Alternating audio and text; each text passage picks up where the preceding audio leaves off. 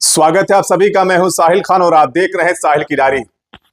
दिल्ली के दिल में क्या था वो सभी ने देख लिया और करीब 27 साल के बाद बीजेपी ने दिल्ली पर कब्जा जमा लिया है। या वहां उनकी सरकार बनने वाली है। हमारे साथ में है श्रीराम कौशिक जी। बहुत स्वागत आपका। बहुत बहुत धन्यवाद साहिल भाई। ये जो दिल्ली में सरकार बनने जा रही बीजेपी, क्या बन गई समझ लीजिए। 27 साल का लंबा सबसे पहला सवाल ये है कि 27 साल का लंबा इंतजार क्यों? देखिए 27 साल का लंबा इंतजार इसलिए करना पड़ा कि जब तक कांग्रेस की शीला दीक्षित जी की सरकार थी, शीला दीक्षित जी ने जरूर दिल्ली को कुछ देने का प्रयास किया, लेकिन जब से अरविंद केजरीवाल जी एक वैकल्पिक राजनीति के रूप में आए थे, उन्होंने दिल्ली की जनता को छलने का काम किया। वो लगातार 11 वर्षों तक दिल्ली की जनता को छलते रहे, दिल्ली की जनता को बस गुमराह करते रहे कि मैं मुफ्त में आपको बिजली दूंगा, मुफ्त में पानी दूंगा। पानी दिया उन्होंने, वो भी सीवर का पानी पिलाया, दिल्ली की जनता को बीमार डाला उन्होंने। दिल्ली की जनता को कोरोना ऐसे महाकाल में जो है वो दिल्ली की जनता को अनाथ सा छोड़ करके चल दिए। उनको लगा कि ये दिल्ली की जनता जो है, वो कहते भी थे कि नरेंद्र मोदी को इस जन्म में जो है हमको हरा पाना उनके बस की बात नहीं है, उनको दूसरा जन्म लेना पड़ेगा। लेकिन उनको ये पता नहीं था कि भारतीय जनता पार्टी का एक एक निष्ठावान कार्यकर्ता जो है वो अपने तन मन धन से भारतीय जनता पार्टी को सींचता है। और भारतीय जनता पार्टी का कार्यकर्ता बिना किसी लोभ और लालच के कार्यकर्ता है। और भारतीय जनता पार्टी का कार्यकर्ता लगातार 5 वर्ष तक अनवरत संघर्ष करता है। इससे अन्य पार्टियों को भी सीख लेने की जरूरत है कि भारतीय जनता पार्टी की प्रदेश में जो है, दिल्ली प्रदेश में लोकसभा में पूरी की पूरी सीटें आती थी, लेकिन विधानसभा में भारतीय जनता पार्टी इसलिए नहीं जीत पाती थी कि जो अरविंद केजरीवाल ने झूठ की जो इमारत खड़ी किया था, उस इमारत के आगे जो है भारतीय जनता पार्टी पीछे रह जाती थी। लेकिन उसके बाद भी जो है भारतीय जनता पार्टी का मत प्रतिशत जो है लगातार बढ़ता जा रहा था। लेकिन लोग इस चीज को नहीं समझ पा रहे थे कि भारतीय जनता पार्टी किस तरीके से कार्य कर रही है, क्योंकि भारतीय जनता पार्टी, जब कोई भी दल लगातार जब सत्ता से बाहर रहता है तो उसका जो मुख्य कैडर होता है, कहीं न कहीं उसमें बिखराव की स्थिति देखी जाती है। लेकिन भारतीय जनता पार्टी ने अपने लगातार कार्यकर्ताओं को उत्साहित करने का कार्य किया और कार्यकर्ताओं को संगठित करके भारतीय जनता पार्टी ने इतनी मजबूत लड़ाई लड़ी कि आज भारतीय जनता पार्टी की दिल्ली में जो है प्रचंड बहुमत से सरकार बन गई। इसके लिए मैं देश के यशस्वी प्रधानमंत्री जी, उत्तर प्रदेश के यशस्वी मुख्यमंत्री योगी आदित्यनाथ जी, चाहे अपने असम के मुख्यमंत्री हेमंता बिस्वा शर्मा जी, चाहे अपने उत्तराखंड के मुख्यमंत्री पुष्कर सिंह धामी जी और अपने गृह मंत्री जी, और अपने प्रदेश के सभी नेतृत्व को, अपने देश के समस्त नेतृत्व को, अपने राष्ट्रीय अध्यक्ष जी को शुभकामनाएं देता हूं कि उन्होंने अपने पार्टी के कार्यकर्ताओं को इस तरीके से संगठित रखा कि भारतीय जनता पार्टी वहां मजबूती से अपनी सरकार बनाने में सफल रही। अब लोग चर्चा कर रहे हैं दिल्ली से गंदगी साफ हो गई। कौन सी गंदगी साफ हुई है? देखिए, दिल्ली से गंदगी ये साफ हो गई कि जो आदमी ये कहता था कि मैं अपने बच्चों की कसम खाता हूं, मैं कोई भी सुविधा नहीं लूंगा, कोई व्यवस्था नहीं लूंगा, उसने उस सारी व्यवस्था का जो है उसने भोग किया। उसने शीश महल बनाया। जो शीला दीक्षित जी के वहां एसी गिना करता था, वो अपने शीश महल की कभी चर्चा नहीं किया। उसने दिल्ली की जनता को जो है शराब के उसमें धकेला कि उसने शराब नीति को चेंज करके उसने अरबों खरबों के रुपए की धनुगाही करने का कार्य किया और दिल्ली की जनता को गुमराह करता रहा, जिसका परिणाम आज आपको देखने को मिला कि दिल्ली की जनता ने उसको मजबूती से नकारा और वह जो व्यक्ति वैकल्पिक राजनीति की बात करता था उसको स्वयं चुनाव हारना पड़ा। इससे बड़ी बात क्या हो सकती है कि जो व्यक्ति लगातार 10 वर्षों तक मुख्यमंत्री रहा हो और उसको दिल्ली की जनता ने उसको नकार दिया हो, इससे बड़ी हार उसकी नहीं हो सकती है। उसको तो अब आज के तारीख में जो है किसी भी व्यक्ति से यह कहने की जरूरत नहीं है कि मैं जो वैकल्पिक राजनीति का मैं एक उदय करता था।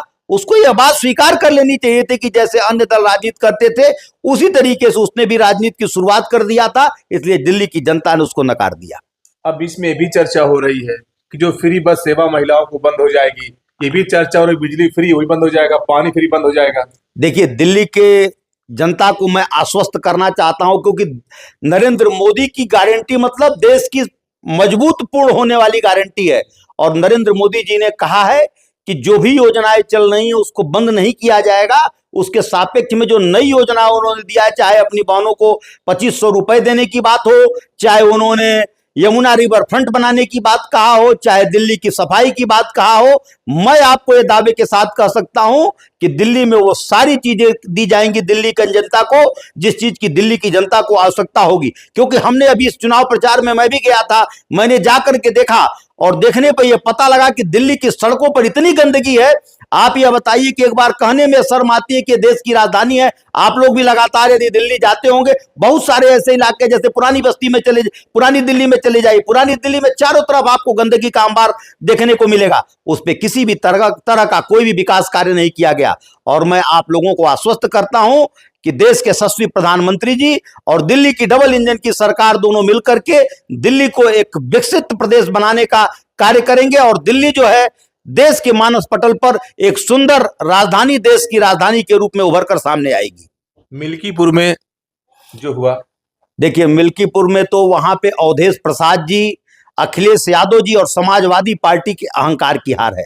क्योंकि आप लोगों ने देखा कि जिस तरीके से अयोध्या की लोकसभा में किसी तरीके से झूठ फरेब बोल करके अवधेश प्रसाद जी चुनाव जीत गए थे, और चुनाव जीतने के बाद जिस तरीके से अखिलेश यादव जी ने कहा कि अयोध्या के राजा हैं और वहां की जनता किसी भी कीमत पर यह स्वीकार नहीं कर सकती थी, वहां के राजा रामचंद्र जी थे, रामचंद्र जी हैं और रामचंद्र जी ही रहेंगे। उन्होंने सनातन संस्कृति को जो है अपमानित करने का कार्य किया, और जब जब वो इस तरीके की संस्कृति पर कुठाराघात करने का प्रयास करेंगे, तब तक इस तरीके की भारत की जनता, उत्तर प्रदेश की जनता और खास तौर से मिल्कीपुर की जनता ऐसे लोगों को दंड देने का कार्य करेगी। मैं साधुवाद देता हूं मिल्कीपुर की जनता को, जिन्होंने जो है प्रभु श्री राम के अस्तित्व पे जिस तरीके से इन लोगों ने प्रश्न चिन्ह लगाया था, उसके लिए इन लोगों को उसका करारा जवाब दिया। और मैं खास तौर से आदरणीय धर्मेंद्र सिंह जी को भी बधाई देता हूं कि उनको इस चुनाव का प्रभारी बनाया गया था। अभी आप लोगों ने देखा कि पूर्व में कटेरी का उनको प्रभारी बनाया गया था, कटेरी का भी चुनाव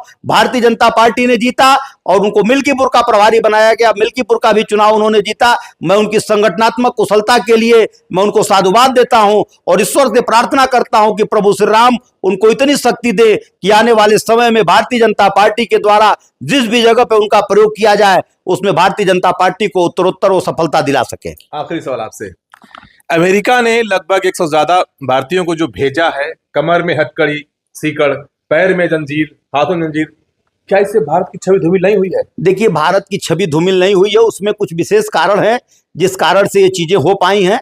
और ऐसा नहीं, हमारे लगातार जो है विदेश मंत्री और हमारा जो है पीएमओ लगातार इस पे कार्य कर रहा है, और आने वाले समय में आपको इसके सार्थक परिणाम देखने को मिलेंगे।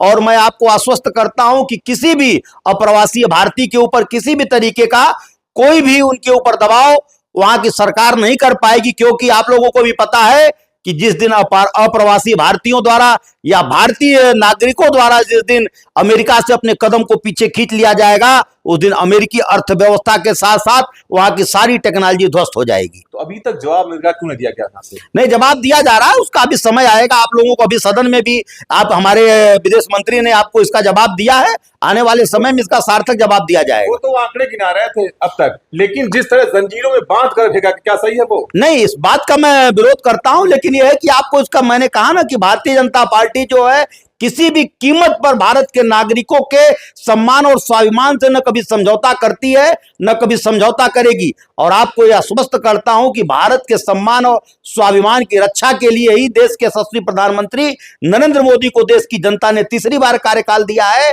और आप इसके लिए आश्वस्त रहिए कि भारत के सम्मान और स्वाभिमान से वो कभी भी समझौता नहीं करेंगे। धन्यवाद।